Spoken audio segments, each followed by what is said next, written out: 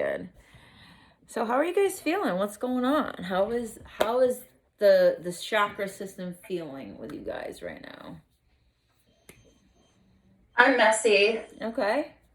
Yeah. I'm very messy. I don't know what happened. I'm just very messy. Yeah. I think that Aries Mars is in Aries right now, so there's a lot of conflict that happens during a Mars Aries situation where like conflict is constantly happening. There's always something that you have to resolve, some sorry that you have to do, some excuse that you have to make up, or there's a lot of things that happen in Aries Mars because we have to be uncomfortable so that we can move forward, so that we can let go of the old ways of doing things and move into a new way. So if you're uncomfortable, that's good because you're right where you're supposed to be.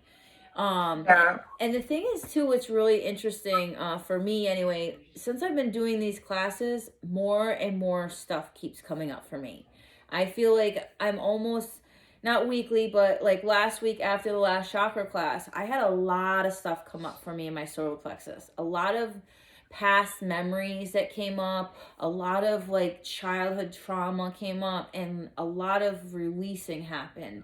And it's really interesting how even though we might not be aware of what we're holding on to, we don't need to go back into the past to know that it has affected us. We just have to stay with the emotion. And if you need to freak out and cry and sob and you don't sound very rational, that doesn't mean it's a bad thing. It might be that we're just kind of reacting to the healing that's going on. That uncomfortable place, we can only stay there for a certain amount of time before we're going to burst. We're going to feel like, oh my God, I'm out of control. I don't know what's going on. I don't know how to handle this.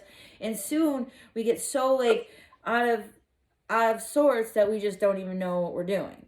So it's really interesting when you can take a step back and realize that we're really healing a lot of layers when we go into these classes. When we start talking and we start like identifying with chakras, that's an energetic level that we're touching, but in that energetic level, we're actually healing a lot of old things. And it's because we don't need to go back into our past to heal it. And that's something that I think is important to understand. We don't need to go there. It's a place we can if we want, but it's not necessary to get there in order for us to be successful with our healing. And that is something that is really important to understand because I know a lot of people, they start to think about their past, they think about like what's happened in their childhood, and they keep reliving it over and over again in their mind. But that might not be where the pain is holding from. And last week it was funny because I told everybody that I am experiencing anger. And I don't know what the anger is about, but as soon as I figure it out, I'll know and it'll just happen. Now, because I started to describe somatic emotional release, and in my mind, I was able to line it up so that it made sense in my whole being that my body, my tissue is holding on to past. It's not my mind that I need to clear. It's my body that I need to clear.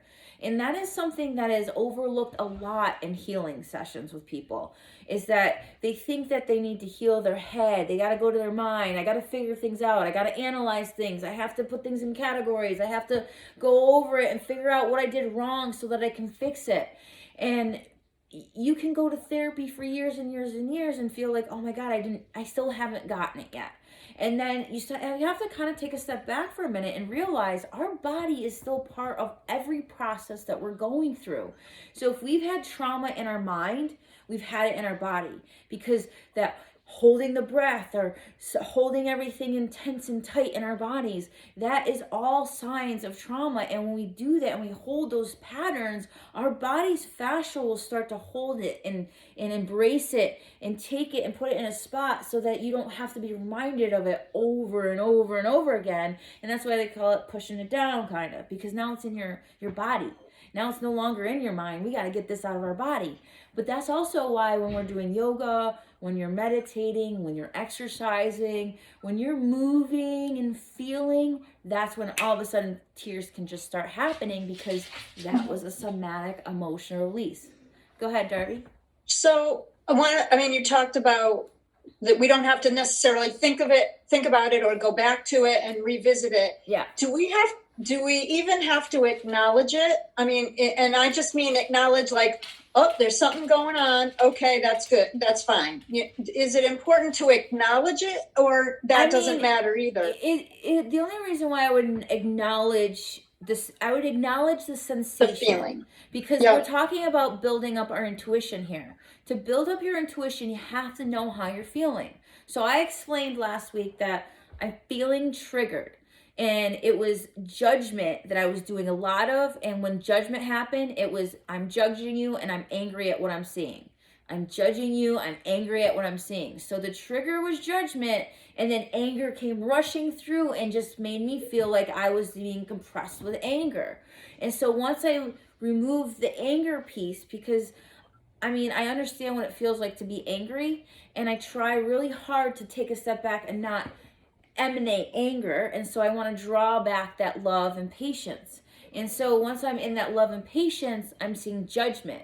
And so first thing I want to do is judge myself, because why am I judging? Why am I judging? Why am I judging? That's my work that I'm trying to work on.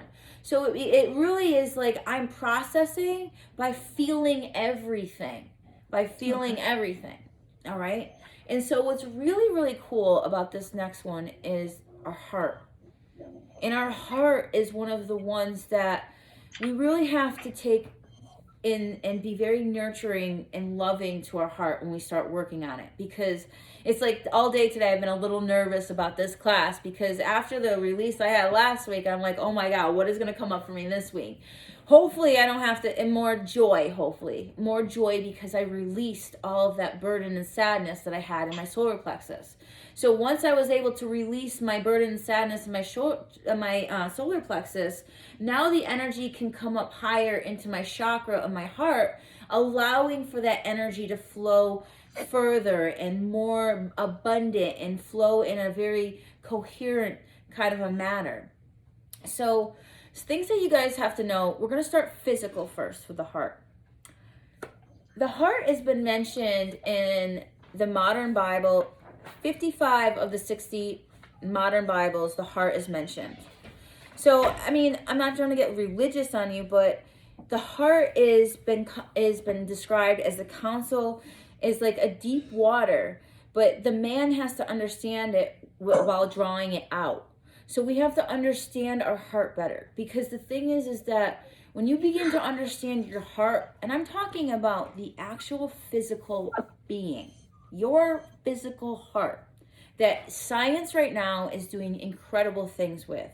The Heart Math Institute is a very amazing place where they've been doing a lot of research from quantum physics, psychic, and also just physiological state. And what they're doing is they're realizing how much the heart has to do with our whole sense of being. I mean, it is the most electromagnetic producer within our bodies is our heart. You can see that with the EEG versus the EKG. The EEG is the brainwave monitor of the electromagnetic current. The EKG is the heart. And they've noticed this. There's growing evidence that suggests that the brain and heart work together to share the role of the body's master organs. So really is hitting right now that there is 40,000 specialized neurons called sensory neurons in the heart. In the heart. Neurons are usually in the brain, right? Neurons are now, they're discovering in the heart and a ton in the gut. Actually, there's more neurons in the gut than there are in the brain, believe it or not. Right.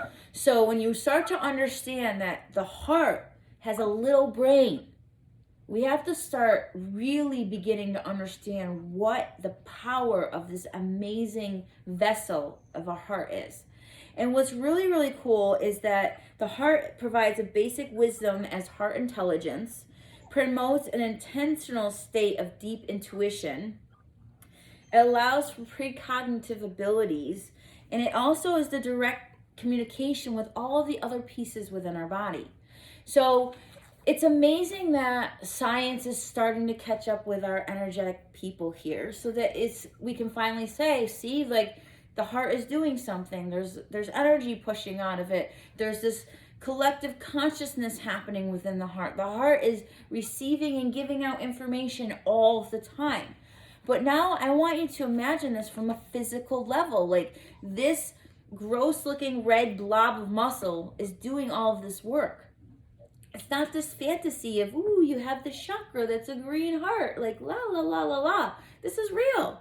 This is really happening. They really have found those tools to really measure the heart's coherence, meaning the coherent is about the connection between the heart and the brain, and the heart and the gut, and that nice, beautiful fluidity that is produced when you're in a state of bliss.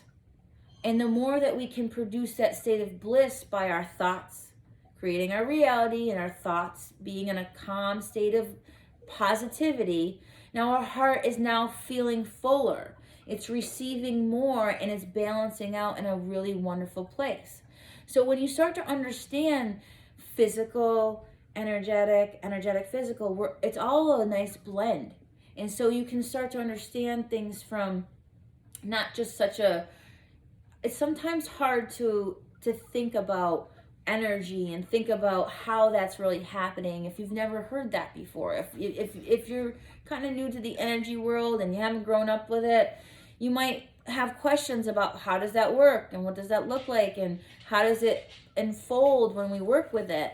Well, now they're really working with it in science labs. It's kind of crazy. They actually have devices that they put on people that increases their coherence within the brain and the heart and the body, because they understand that when our heart is full, it receives better and clearer. And so this is what they're trying to do right now. And this is where we can do the same thing without the science and the electrodes on our heads and our heart. We don't have to do that. What we can do is start to nurture our heart and realize how strong it really is. A heart is a muscle. It is just like my bicep, my tricep, my quads, my glutes. It's a muscle. And the more we work it, the stronger it becomes. Now, I'm going to explain to you how incredible the heart really is. So there's been some studying, and this neuropsychologist published a book about this one incident that happened where this little girl who was 8 years old received a heart transplant.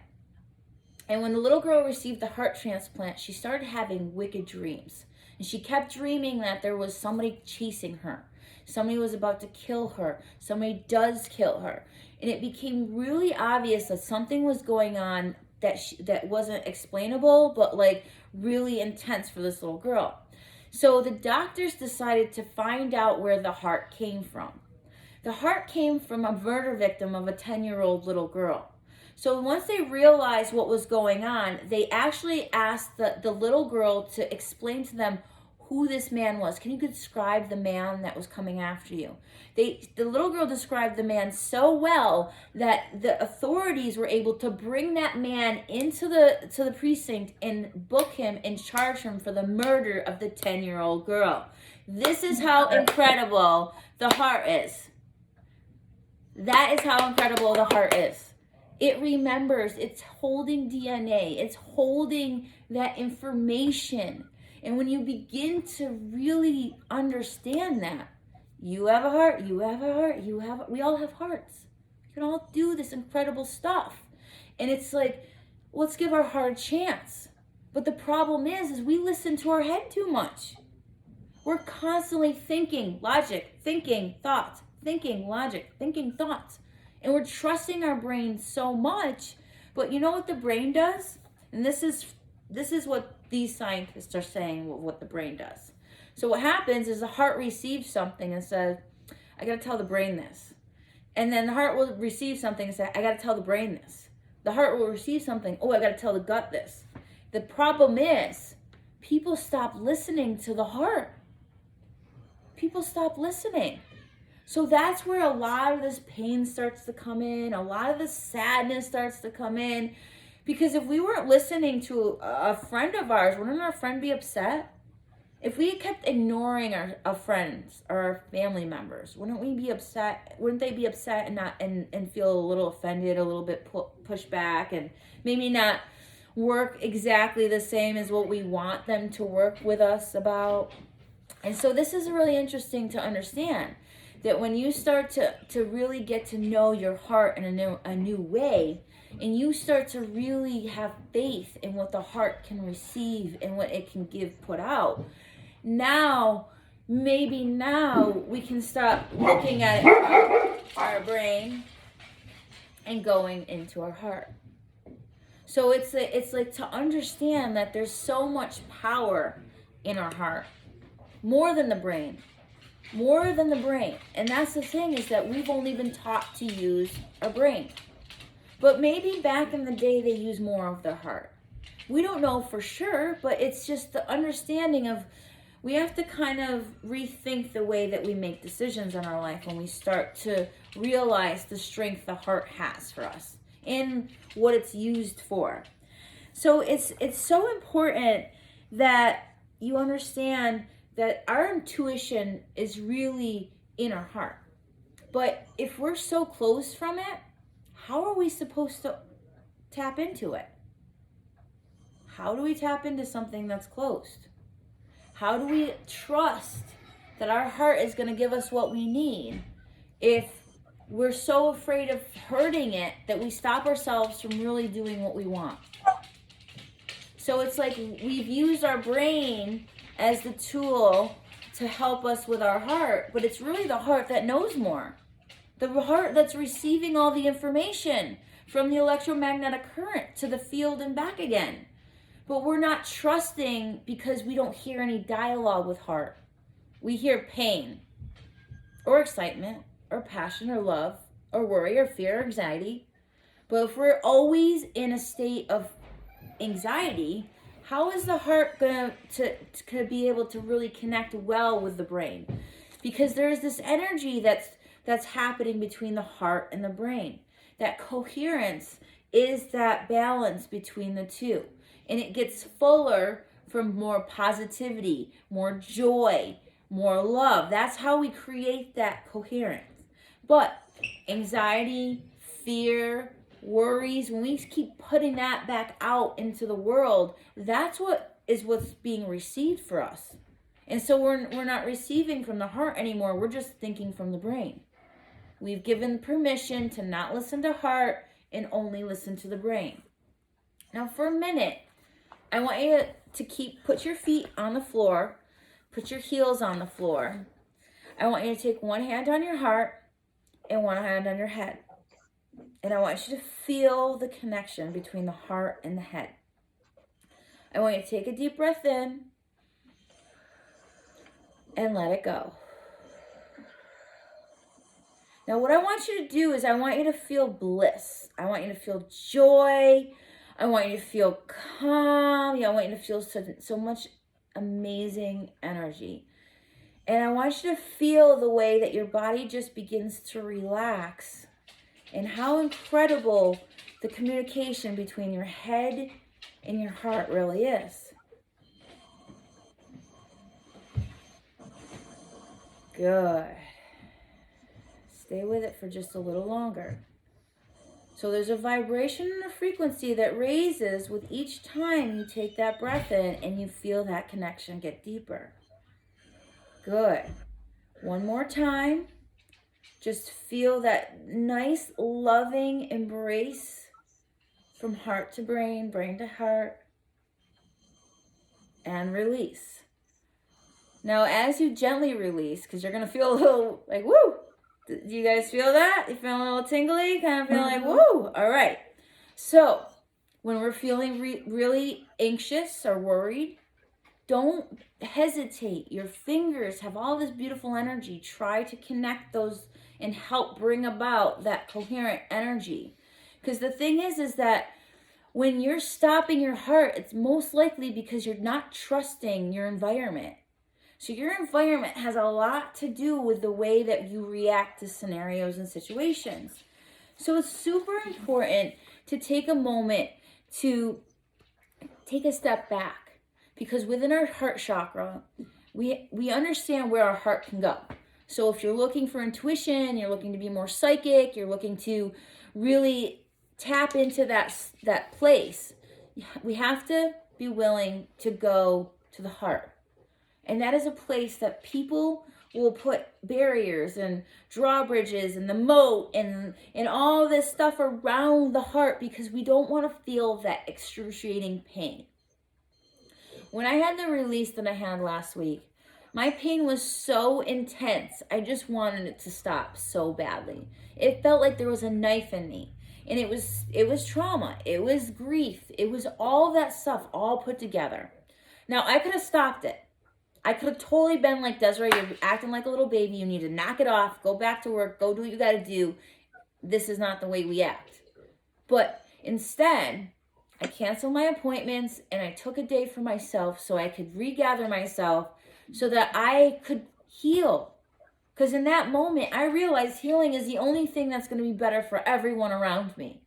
But I had to take that moment to nurture myself, to listen to myself, to give myself that awareness that I needed to heal. So I did heal. I started to breathe. I started to connect. I called Georgie. She helped me kind of talk my way down. I didn't need Georgie the healer. I needed Georgie the mom that was there to just kind of listen and just be like, you're okay. And when I did that, I was able to gain my strength and realize that pain needed to go away so that I can move forward, so that I can become more in tune, more connected, better finding my true authentic purpose. So that is why I was willing to go there. Does it hurt? Sure. So does falling off my bike. So does, not being right. That's a big one for me. I really don't like not being right. Like that's my ego right there. It just really, and I know it's my ego, but at the same time, if I don't take a step back and recognize those things, I am not going to be really authentic. I'm living a dual life right now. And sometimes because I'm so hard on myself, that what happens is that I forget that I'm supposed to be in this duality right now. I'm supposed to have darkness. I'm supposed to. That is part of who we are. There's the dark and there's light. I would not find as much light as I have without that darkness. Because as soon as I pulled that darkness out of me, the light got bright. The light got bright. But it was because I was willing to go there. I was willing to go to the pain. I was willing to take that moment. I was willing to understand that I had to freak out. It didn't look pretty. It wasn't all in a nice little package wrapped up. It was pretty crazy. My husband was freaking out a little bit and didn't know what to do with me, but that's okay. It's all right. He's okay now. I'm okay. And that's the thing. I can say that now because I went through it. I pushed myself past that uncomfortable point. I let myself be invulnerable, and then I felt that pain. And that's okay for us to go there. And so the thing is that you got to understand that sometimes when we're trying to find our place and we're trying to find our joy, we have too many expectations on perfection that we don't allow ourselves that opportunity to fall, to have those awkward moments. Because especially the healers want to be perfect because they're trying to heal everybody else, or they're trying to be there for everyone. So some way, somehow, we kind of feel like, I can't show people I'm going through things because how would they want to come to me if I'm going through things, but it's like, no. If you're not going through things, then how do I know it works? How do I know what I'm saying works unless I go through it and say, guys, I just went through that and that was fucking hard. But hey, I'm here. I got this, right? But that's the point, is like, if we don't admit our weaknesses, if we don't see our weaknesses and find them as those strengths, then we are not being authentic. We're pretending to be perfect. We're not perfect. None of us are perfect. Just not that kind of world out there. We are not. Our perfection is spirit. That's where perfection is in the spirit self. not in the human self. That's impossible. So here's the thing that we have to understand is that when we start to open up and really nurture ourselves, we become finding in that self-love. And we find that there's this acceptance that needs to happen and this love that happens. And we start to realize that we're okay. We are absolutely okay. So claiming your light is by finding out that the darkness is there and realizing that, okay, so the darkness is there. Yeah, I have darkness. You have darkness. You have darkness. You have darkness. And when we start to realize that we all have darkness, who cares what it is? So what? You got darkness. But I'm going to walk in the name of light. I'm going to always try to push through the darkness and go towards the light. Because that is where my true path is. That's where my calling is. That's where I'm going to find where I'm supposed to be. So it's really important to understand that when we're going through things. Like, you want to open your heart chakra. I'm going to tell you that's not going to be very comfortable, but it's doable.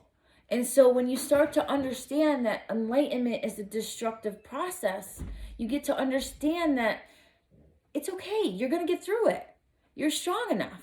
You got this. And that is what the best part is that when you start to realize that you go through the darkness all the time and you always reaching for that light, that eventually you're going to accept it and you're going to be able to move forward with it.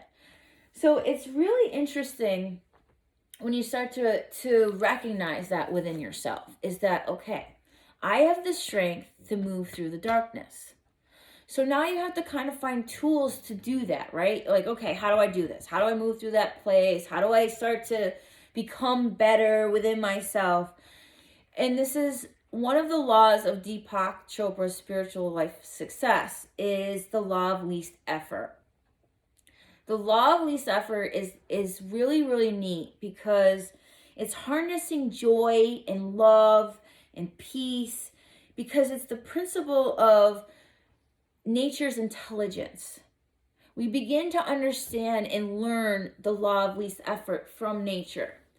The birds, they know how to fly, right? Nobody's saying, okay, we're going to put that little instruction manual out for those birds so they learn how to fly.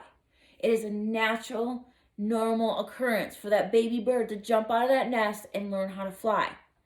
The blades of grass that grow in our yard, nobody's telling it, hey, you need to grow now. Hey, you need to do this. It is a natural process that just comes up and it does its thing. Nobody's forcing it to go in a direction. Nobody's yelling at it, it's not good enough. Nobody's telling it, you gotta do it like this. It's just a natural flow. And if it rains really hard and it starts to flood, the grass deals with it, right?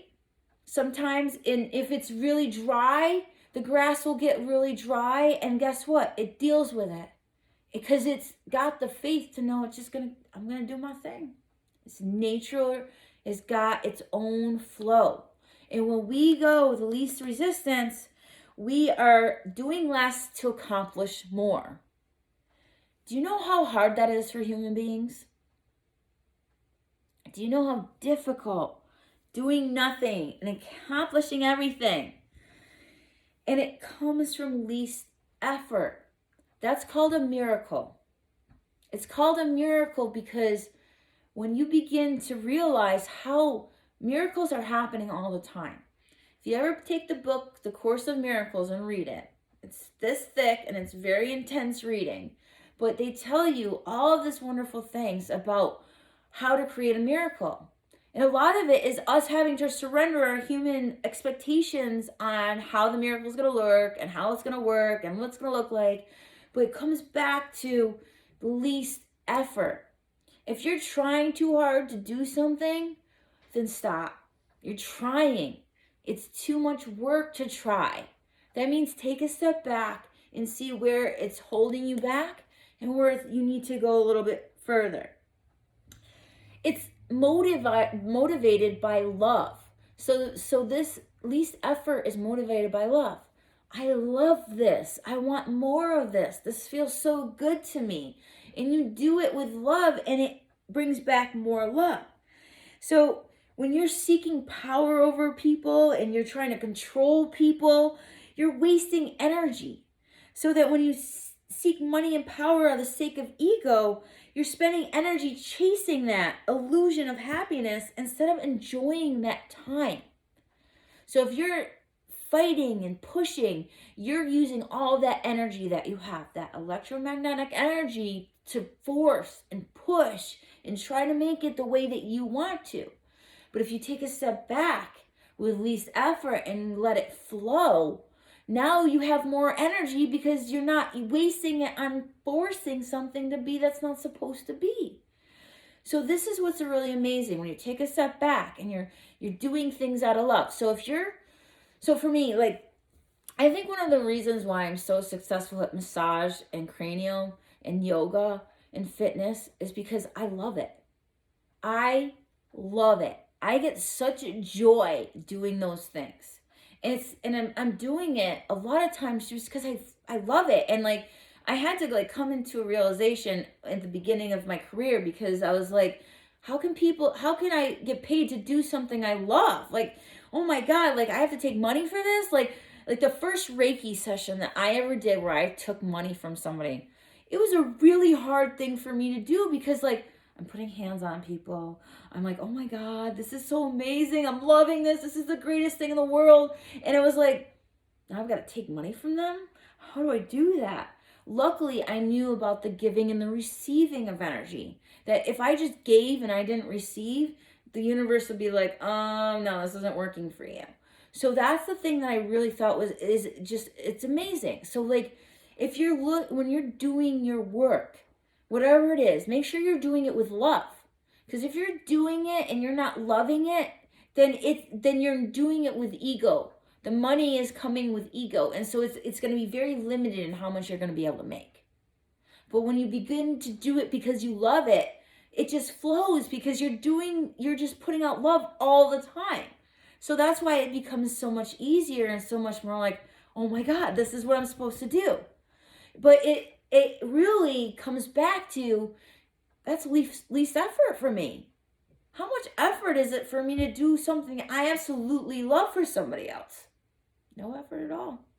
It comes natural. I love it. I want more. I want so much, because when I feel that connection with somebody, that is something that money can't put a price tag on. But my time can, and that's what that is where I make my money, is my time is the value. That way, what I'm doing is just pure passion. And that's what's really cool. And that was something that I really had to work on throughout the time when I was actually happy. Like, now I'm happy in my work. You know what I mean? Like, when you really find something you absolutely love to do and you're doing it with your passion, you're making money doing it, you can kind of get into that guiltiness if you haven't really worked on yourself, because it's like, how can this be so easy? How can it be so easy to just take something and collect money for something I just absolutely love? So now you start to have to really question, am I doing things out of love for what I'm doing, or am I doing it out of ego for what I'm doing it? So it's really important to understand that when you're trying to really tap into what it is that you want to be doing for that abundance. So when love equals action, no energy is wasted. You're motivated by that. The surplus of energy keeps building up and building up. So there are 3 components to this idea of building up that least effort. So 3 things we need to do to allow ourselves that least effort mentality. The first thing is acceptance. Make a commitment today that I will accept people, situations, circumstances, and events that occur. They're exactly the way they're supposed to be. Every single thing that's happening in your life, whether you like it or not, is happening for a reason. If you begin to have that kind of sense, then the security happens.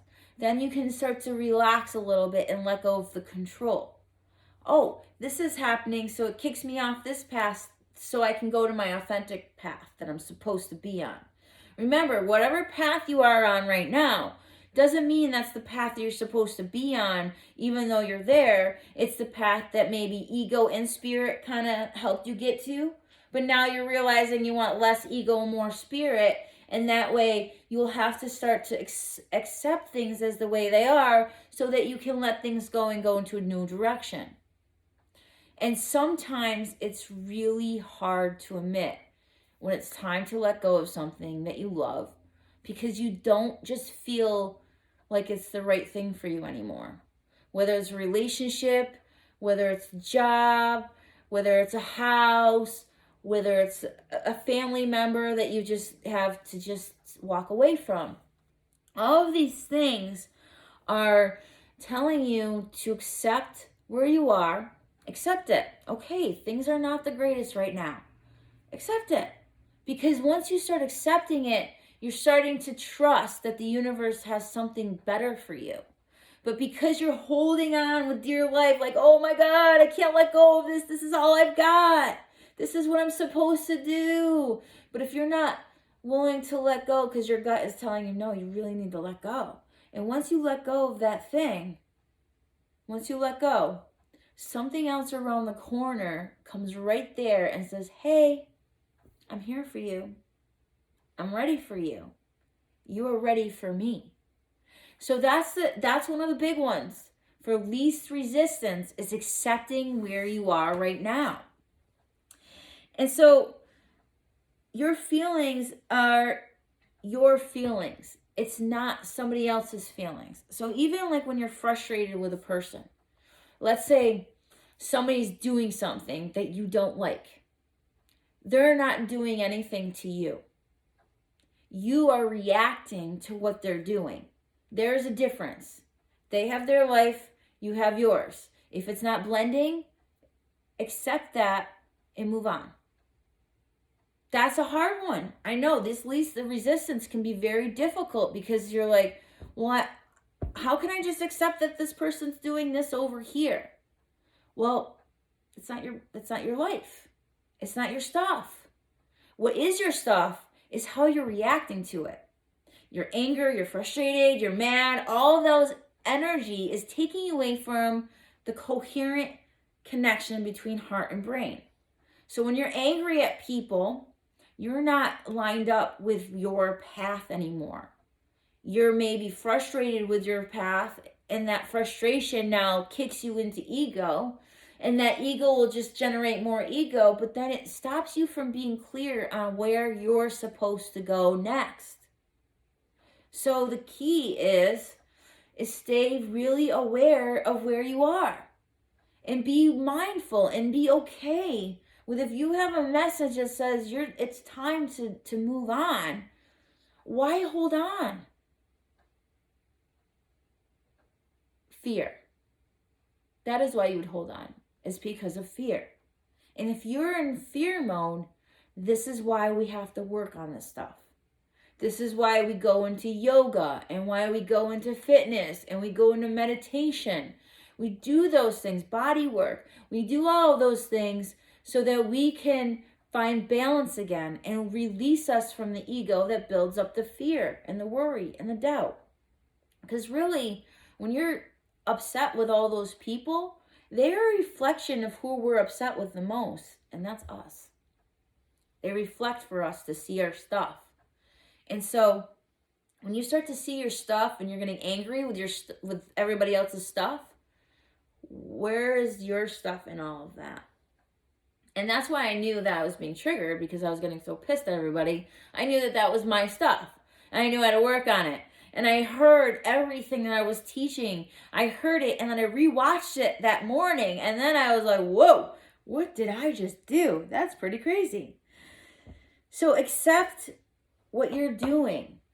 And so then the next component is responsibility. The next one is responsibility. It's about not blaming yourself, anyone, for your current situation. It's accepting circumstances and the ability to create a response to the situation. It's somewhat, I know for me, when I'm in all of this turmoil, or I'm going through change, or if I'm going through working with myself, And I start accepting my responsibilities. Okay, this is my stuff. Now I take a step back and I hear what I'm saying to people. I now take a step back and I start listening more to the conversations with people. Meaning, I'm not quick to just say everything that I want to say, because that's just ego just trying to deflect what I'm feeling. So while I'm with people, I might not say anything and just become their observer. I may move to a new direction in my life. If I've accepted that I'm taking responsibility, I got to make changes. And that's taking responsibility, knowing, okay, it's time for me to change. This is what I need to change. I know this is what's going to make me happy. Because all problems, remember, all problems are seeds of opportunity that are awareness to make you a creative perspective. So you're getting a creative perspective from this crap. This crap that's going on in your mind is giving you a new perspective on how to look at something, or a new way to do something. It's your seed of opportunity. But if we see it as lack or bad or frustrating, then you are thinking, maybe, I'm not going to assume I know what you're thinking, but maybe you're thinking your life is going to be the same way all the time, every day for the rest of your life. That's ego. That's ego trying to create routine in your life. We love routine, but sometimes things have to change so that we can move forward. This happened to everyone during COVID. We all went through a change. Now, some people are dealing with it and others are not. Some people are pretending that they're not happening, but they are happening. And whether you want to deal with them now or in 10 years from now, they're going to come up in your life and you're going to be like, holy shit, I cannot believe what I've been holding on to. Because grief is a funny thing. And change is somewhat a loss, right? We're losing something to gain something else. It's change. And so for me and my trauma, change has always been a very difficult thing. But I see that in anybody that is trying to change something in their life, they do go through these stages of grief where you've got your anger, you've got your denial, you've got your bargaining, you've got your depression, and then you've got your acceptance. But you have to go through all these layers of all these different places before you get to it. Sometimes you're angry, but then you're bargaining, but then you're depressed, but then you're in denial. You're like, oh, everything's great, everything's wonderful. Yeah, I don't know if they're all wonderful. But you just have to go with what you're doing. One of the things for me is, as an intuitive, I come up with this a lot. And sometimes I have to take a step back and realize it's not me, it's them.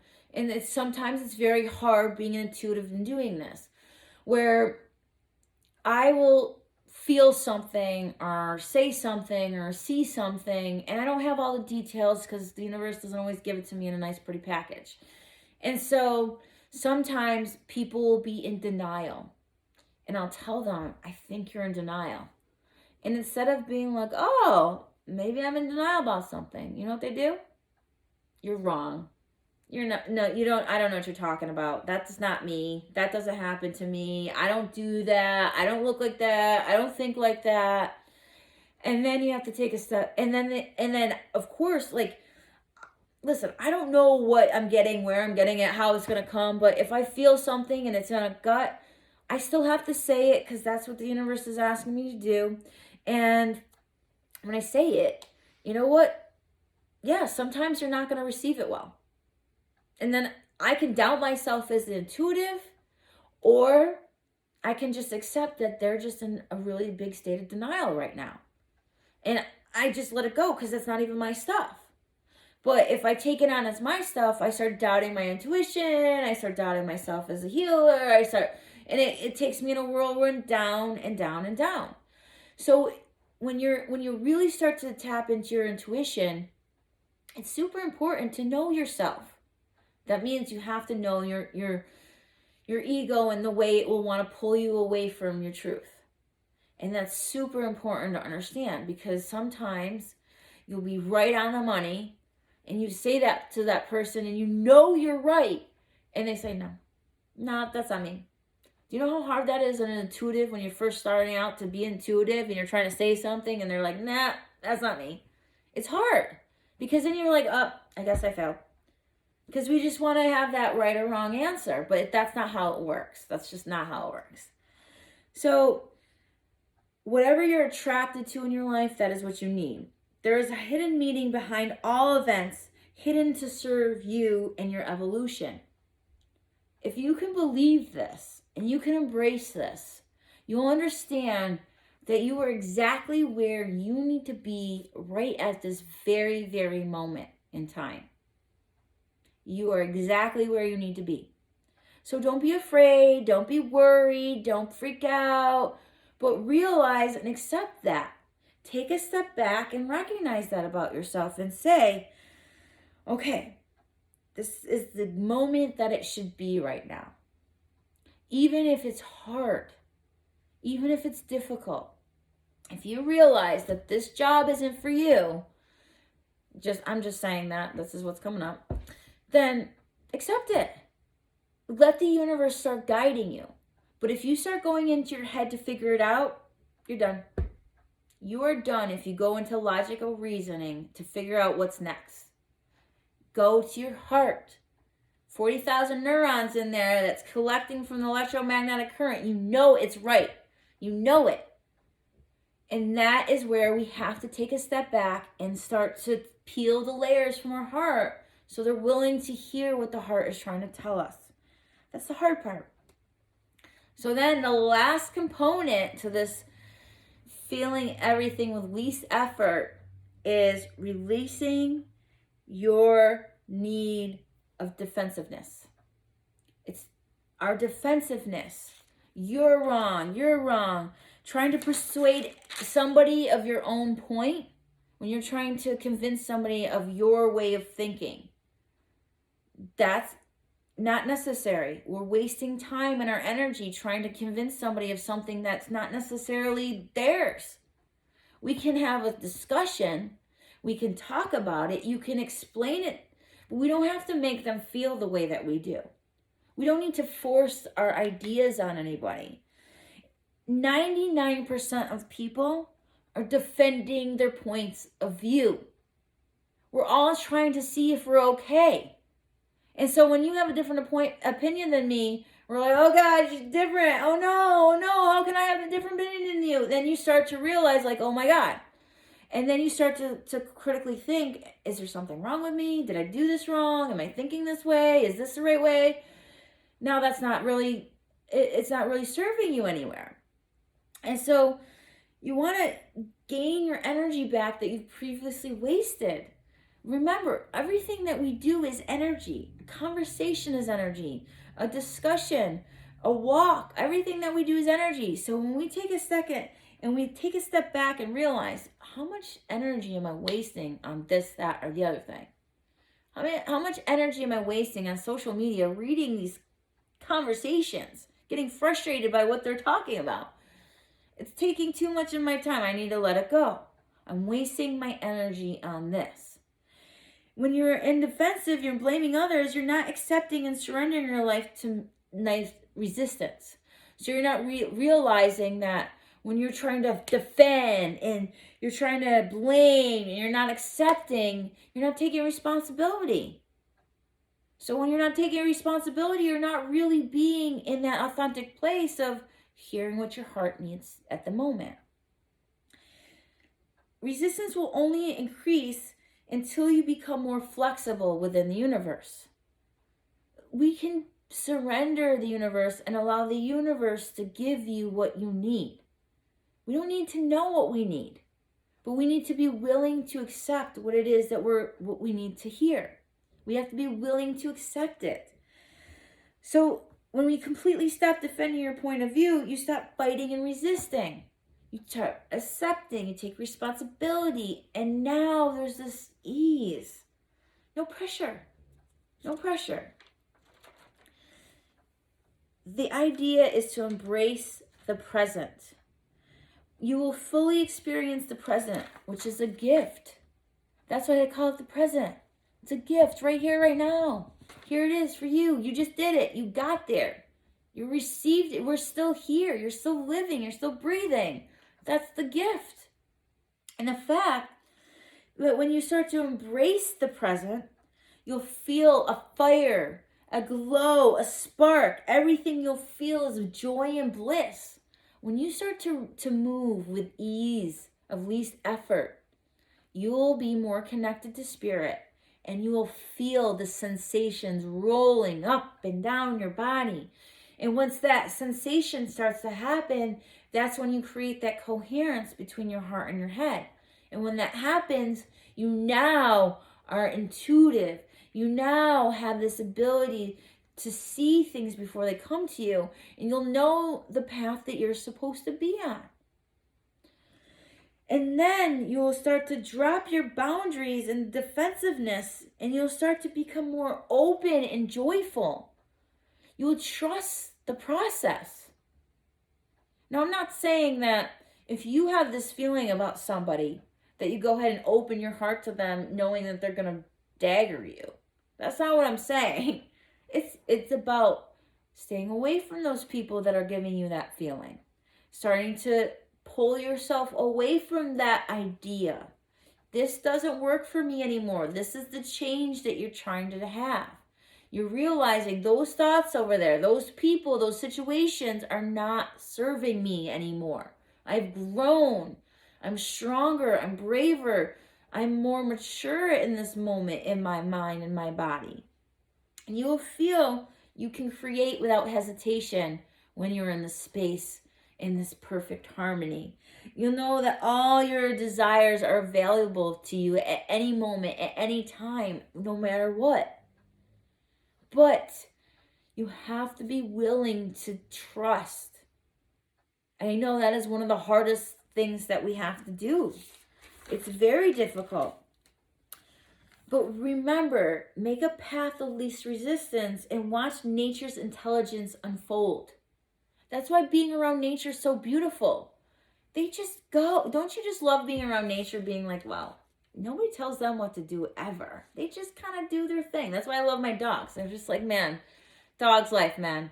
My dogs have it the best, you know? And it's just like, they just do it without any, they don't work at it. That's what their whole thing is. I'm going to love you. I'm going to just be loyal to you. I'm going to just hug you and be around you because that's what that dog wants to do. That's the least resistance, right? And so we need to start taking a step back and really watching with an awareness of how we can be more like nature. That we are nature. We are just as much a part of nature as nature is a part of us. And waiting for your desire to become a reality is when the season is right for you. So it's right when it's right. If it's not ready to happen yet, don't force it. That's the thing, is people get so excited and so ready that they're just like, I've got all this energy and I know everything I'm going to do and how it's going to work and what it's going to look like. And at the end of the day, maybe some of that was ego that you created those ideas. Because you just need to know. Because the unknown is a very scary place for a lot of people to be. Because when we're in the present, we're not thinking about yesterday or tomorrow. We're not thinking about the past or the future. We're here right now. But as soon as you step into the future and how you want it to be, it has to be this knowing that it's coming, that it's already here, that you've put out the prayer and now let it happen. And if it's not happening in the time that you thought it was, take a step back and realize, is there something I'm doing that isn't comparable to the least effort? If I am not surrendering to responsibility, if I am not accepting, if I am defensive all the time, those are qualities that are not conducive of law of least effort. And the thing is that the more that you can be in that least effort, the more your heart and your chakra system is just going to blossom. because you're going to have the faith to do it. The intuition is just going to open you right up and you're like, whoa, okay, now we know where we're going to be. And it's pretty fantastic when you're there. Because the thing is that it's where you really begin to find your strength is in the heart. Because it is such a vital part of life as a human. And our ancestors know it more than we do. Our ancestors actually found gratitude and appreciation for our heart more than what we do here nowadays. We never hear anything about our heart unless it's, my broken heart, or I'm so sad, or, nobody is honoring the heart. Nobody is, there maybe some people, I don't want to say and generalize, but we're not seeing social media be like, hey, heart, yeah, it's 12 o'clock. Let's honor the heart today. We have separated ourselves from the value of the physical, of that beautiful organ that's deep inside and all that it can do for us. And that's the thing, that we don't even know all that it can do for us because we've really let go of a lot of the value of actually, I wouldn't say worship our heart, because that's that's not necessary, because we don't want to be ego about our heart, but we want to always find gratitude and love for it because of how much it does for us without us even knowing it. So the more that you become part of the process of joy and embracing and feeling that goodness, the more you will realize that you have what it takes to move forward in your intuition. Does that make sense? Okay, so I've just talked for about an hour. Questions, concerns, tell me what you're feeling. Tell me what you think. I want to hear from you. I know it's a lot.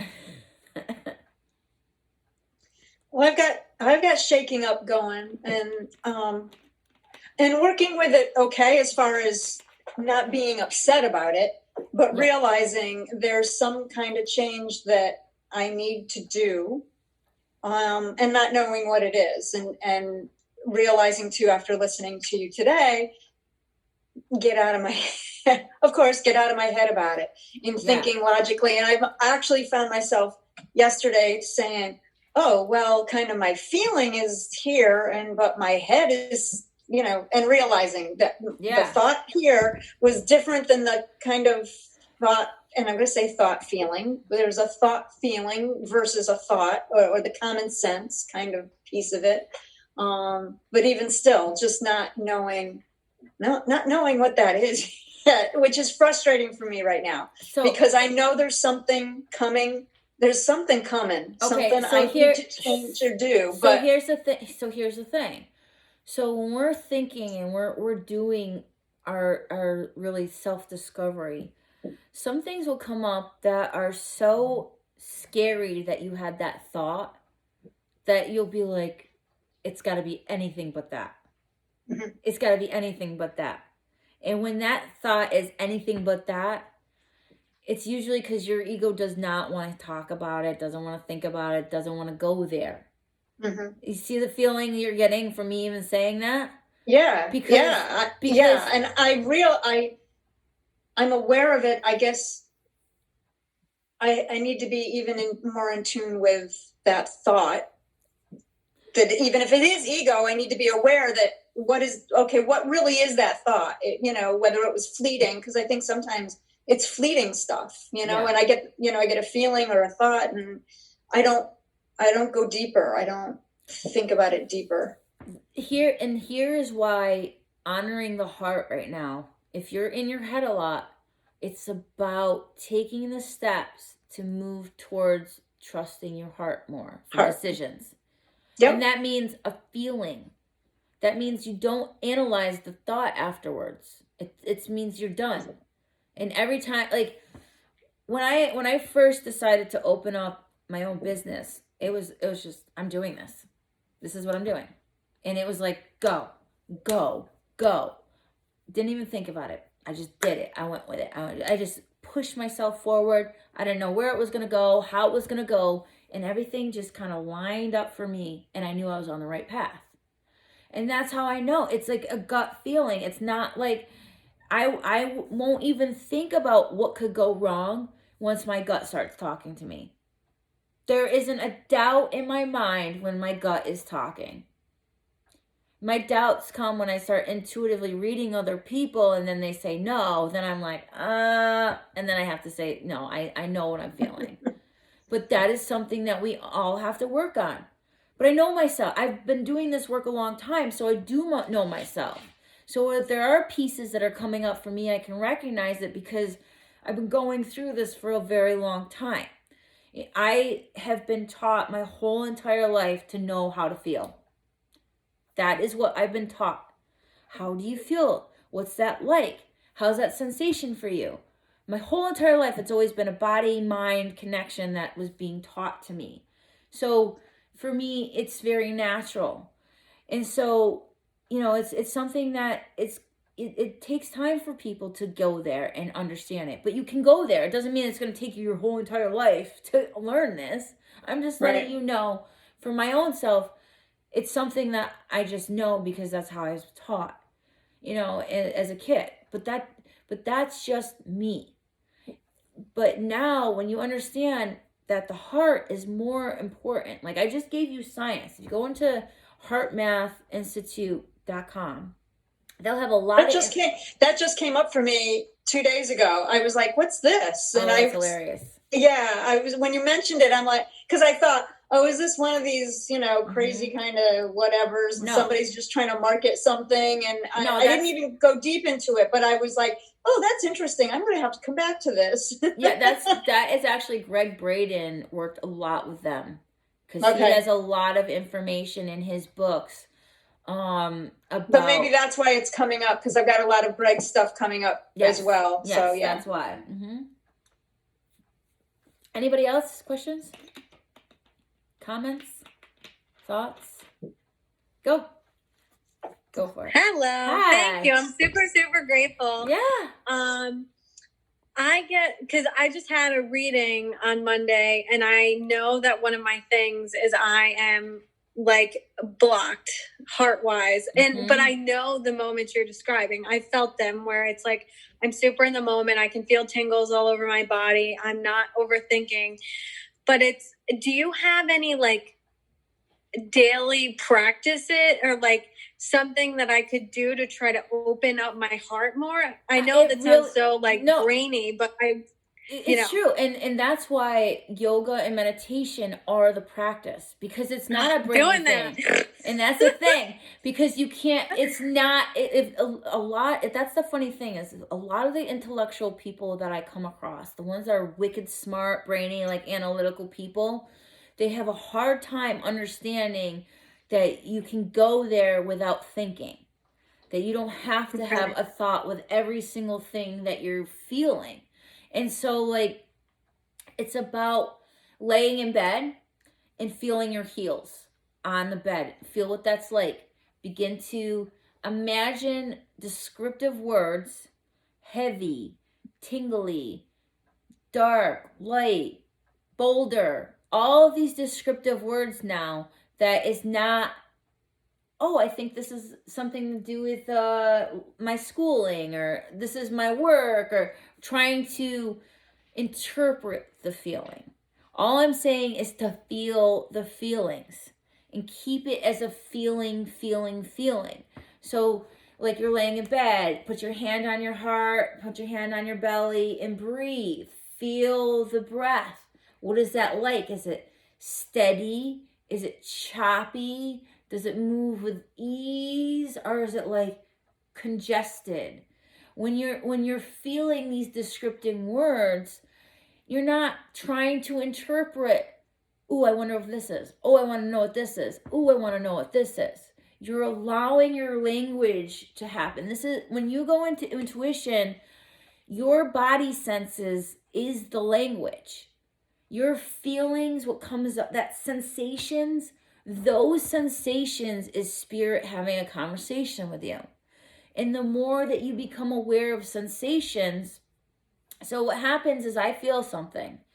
I feel a trigger, and then my belly grows. So if I am feeling from you, like I have an intuition about something, my belly will be nice and full. Once that feeling, I go to that feeling of fullness, fullness, fullness, and boom, something clicks in my brain, and it's a vision. There's no thought. It's not a thought.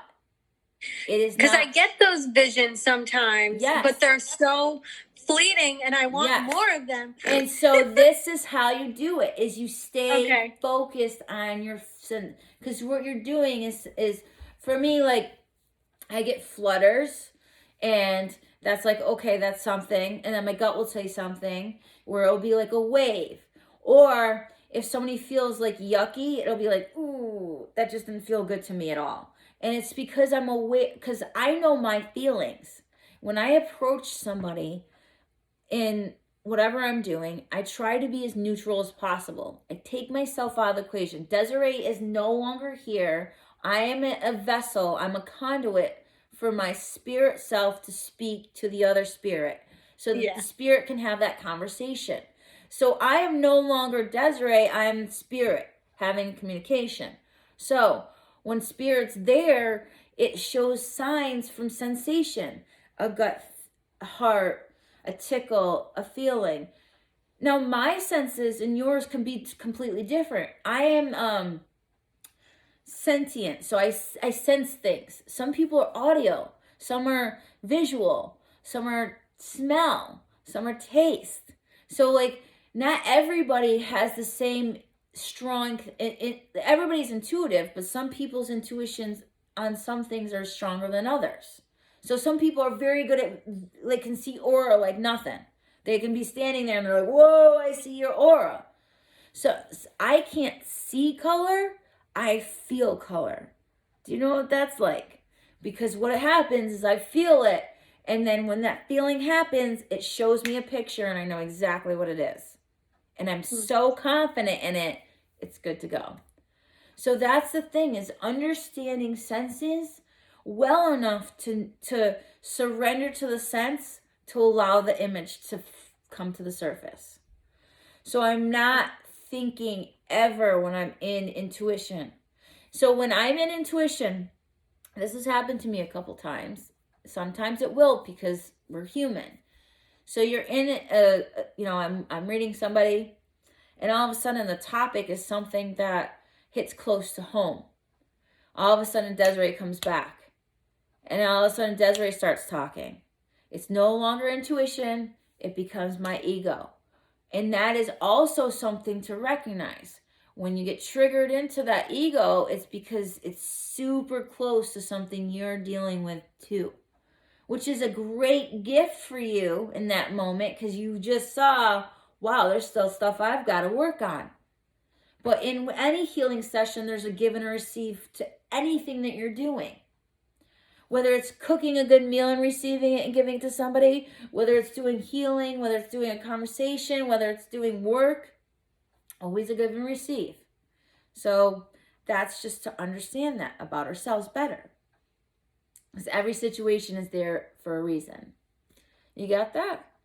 Yeah, thank you. And what you said a lot reminded me of the untethered soul, a lot of what you were talking about. So I liked it a lot. Thank you. Awesome. Thank you.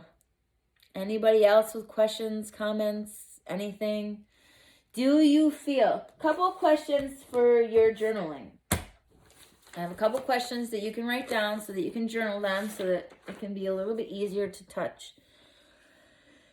In this moment, describe yourself completely of all the feelings you have about yourself. So in this journaling, you can do it where it doesn't have to be all organized, but if you like it that way. I like the creative bubbles where you take your name and you just put words and bring them out and just brainstorm thoughts of how you describe yourself. And the next thing is, can you change anything at the moment? So be mindful can you change anything at the moment? And can you elaborate on that? So, Can okay, you so change anything at the moment? Are you saying that at this very moment, Okay, is there so- something I can change? okay, it kind of goes with the other question. So, how are you feeling in this very moment? Mm-hmm. And can you change any of those feelings at this very moment? Okay. Based on the then- first question. Based Okay. on the first question, yep. And then make a list about what you want to do about it. So at least now you can kind of have a sense about that. How can you shift? How can you allow yourself a new perspective on what it is that's in your heart that's holding you back? Things that you are right there at the cusp, ready to move forward from. This is the time to start doing those things. You know, holding on to one thing when you know something else is around the corner for you is you're not going to be able to ever get that other thing if you're still holding on to that one thing. Sort of like, let's say, for instance, that you're in a relationship with somebody and you're not really in love with that person, but you're there and you're hoping it works. You're trying to make it work. You're hoping it works. And you're holding on for dear life in this relationship. You are never going to find that passionate, caring, loving relationship if you're still holding on to the one that doesn't work. Because you're still holding on. Where's the space for more love? I mean, we always have more love, but we want to create space. We're always trying to create space. Let go of this to bring in that.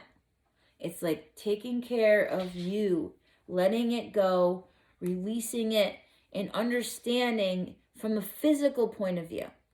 We're very good at being spiritual, but when you can take it and realize what your heart is doing. When you put your hand on your heart, you just went through all that electromagnetic current. Do you ever think about that? Do you think about the layers between you and your hand that you can't see? When I do this, I'm like, oh God. Because I'm feeling the layers. I'm touching each one because of the feeling of understanding visually, or in my understanding of the layers that are there. But if you've never thought about layers, how could you touch them or feel them or know that they're there? We're so physical in our world all the time that we forget about this energetic space that is all the time. And that is where you start taking your awareness from the physical into the energetic. That's why you have the different flowers to represent each one of the different chakras. So you can focus and meditate on the symbol, so it gives you something to physically represent that energetic space. The color that pushes out of those chakras, that is just an idea for you to be able to see, so that you can start to bring it in as a reality. Because not everybody is good at just pretending and imagining. So here is some more physical reality for you to understand that there's a bridge between spirituality and physical all the time. And it's up to you to decide where you want to go with it. Got that? Any other questions? Any other comments? Anything else? Go ahead, Lena. I just want to say, I related to like all of that, like 1000%. I can't even summarize it all for you guys, because that's usually where I am in these classes, where it's like, oh my God, I could talk for like 2 hours. I love it. Yeah. I just want to say that like 100%, I could take like an example of my life, like right now and where I'm at. And yeah, I guess that's it. Like I said, I can't really summarize it right now. Yeah, no, that's okay. That's okay. But a writer. That's okay, because that's good. Yeah. Because now you can kind of like take this and see like, okay, it's easier to get to spirit when you've already seen like, oh, I got all this stuff going on. But let's take a second and be back to spirit now, because you got it. You do see it. You can see both sides now. You're not just trapped in, oh my God, this world is chaos and I can't deal with it anymore. It's like, whoa, when I'm here, I need to go over into the spirit world. Spirit is gentle and nice and loving. And every single time you go outside in nature, you are in it. You are in it, and it's so natural and so beautiful and so perfect that it gives you that moment and that opportunity to remind yourself that chaos is crap. It's nothing. You got out of it. This is perfect timing because of it. I actually just took like 5 days off from work and Awesome. 5 days off from the business to Congratulations. do exactly that. I need to recenter myself. Yeah, exactly. Find your joy, find your passion. And even though, like, you know, for me, like, massage was my joy and passion for a very, very long time. But since I've evolved in the 20 years of doing this, my joy and passion is now cranial, energy, chakras, yoga, fitness. Like, I have totally transformed myself, even though my WITS personal training certification is from 2001. 2001 is when I got my personal training certification, and it's not until probably about 5 years ago that I actually started working with it. So it's like a funny how it kind of comes back and it like takes me in and says, oh, you really did want to do it, but it wasn't the way, you weren't ready for that yet. Remember, like, because like sometimes it's like, I'm supposed to be here, but it's like, wait, you have to go here, here, here, here, here, here, here, here, and then bring it back in. And so that is what the reality is that, yeah, you might be really intuitive and you might know the end game or the goal, but you might have to catch a couple things along the way before you can get to that end result. So to say that you failed or you've not had, like, I could have said, man, I was supposed to be a personal trainer. How come I didn't do that? But I didn't. I just kind of went through got my massage license, got my cranial stuff going, got my Reiki stuff always been going. My intuition's always been there, the chakra stuff. And then I was like, you know what? It's time to bring in that fitness stuff. And it has been amazing. I have really opened myself up. And that was just to show you, like, we might have a plan, but it's in the universe's time, not in ours. We had to go through stuff first. We have to see ourselves. The thing is 20 years ago, I didn't think I was a trainer. I have big hips, a butt. Like these trainers are like back in the 90s. If you were a twig, that's it. That's what you had to be in the 90s. The little Kate Moss waif, you know? So I thought that was how things were. And I was never going to be that girl. And so, like, it took me a long time to love myself enough to realize that we come in all shapes and sizes. And we don't that means strength-wise, training-wise, means yoga, that means chakras, it means everything. We have that individuality in our soul. But that doesn't mean we're greater or worse than anybody else. It just means that we're creating an honor vibration. And that's the fantastic part, is to find your passion, find your love again. And then realize how much easier it is to work in that. You know? Yay, yay, yay. You guys are so powerful. I just hope you guys realize how incredible you are for doing this work. It takes time. It really does. It takes time for us to step back and realize our failures are not failures. They're just stepping stones to the next thing. And that is a very difficult thing to express when everything has in our belief system is about failure and success. But when we're moving through ease, it's all success because it's all happening exactly the way it's supposed to. And it's up to us to feel that coherence. Awesome job, guys. Awesome. Any other comments, questions, anything else you want to mention? Nice. No, thank you. Thank you, guys. That was awesome. I hope if you have any comments or questions or anything you want to talk about in our board on Facebook, go for it. I think it's really important. I'm loving the stuff I'm seeing post. Keep doing it. Keep being active in there because I know everybody is healing from this. I am telling you. Absolutely. Very cool. Awesome, awesome, guys. Well, you guys have a fabulous evening. I have this recorded. I can send it to you, and if you guys need it again. But awesome job, everyone. All right. Thank you. You're welcome. Have a Bye, great guys. night. Have a good night. Good night.